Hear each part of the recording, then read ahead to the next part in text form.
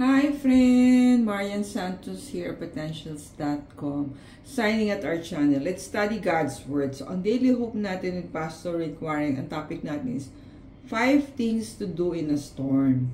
Yung Bible verse niya is from Matthew chapter 14 verse 30.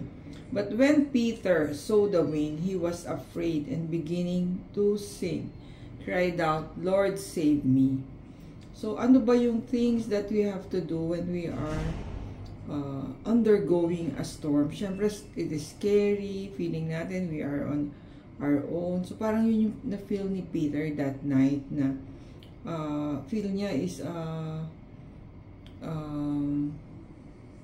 they will not survive the storm. So, first is have courage because Jesus is with you. So, sabi nga, di ba, I will be with you. Parang hindi niya tayo pababayaan.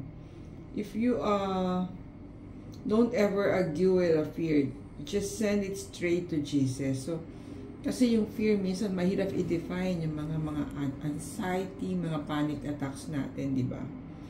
Number 2 is take a risk in faith. So, yung faith is believing in the Lord. So, how do we define that? Don't ask God to bless what you are doing. Instead, do what God is blessing. Ask Him what He wants you to do and then be willing to do it with Him. So, friend, yung faith talaga is believing in something na hindi man natin nakikita but I know will help us through. Number 3 is stay focused on Jesus.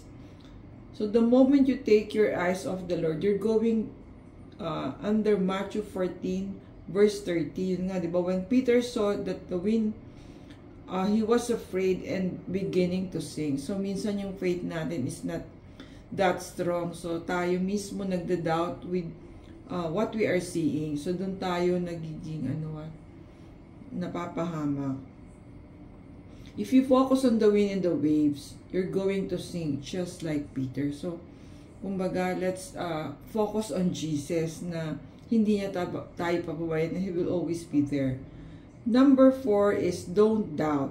You don't need great faith to make it through the storm in your life. You just need faith in the right person, which is Jesus Christ.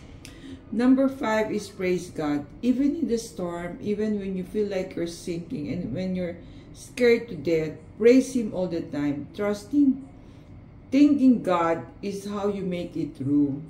So friend, mahirap i-define how to pass through a storm. Pero, kumbaga tayo na we have passed through a lot of challenges in this life. So, ma-attest natin na hindi tayo pinabayaan ni Lord. That the Lord is there to provide us the strength, the resources to pass through all the challenges in our life. So, ano ba yung natin?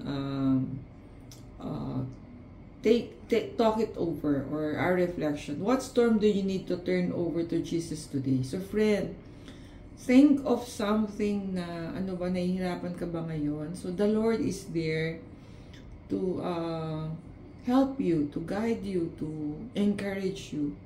How have you grown in your understanding of God because of a past storm in your life? And what can you do to limit the distractions that keep you from focusing on God? Friend, mahirap yung spiritual life natin is a continuous journey. So, marami tayong na-overcome at marami pang mga challenges na dadating in our life. And, yun, let us continue this journey of studying the Word. So, parang sabi nga ni Pastor June at the office, we have to continue studying the Word kasi yung encouragement, it's our manual in this life, no? So, let's continue studying the Word. Thank you for watching. See you on our next video.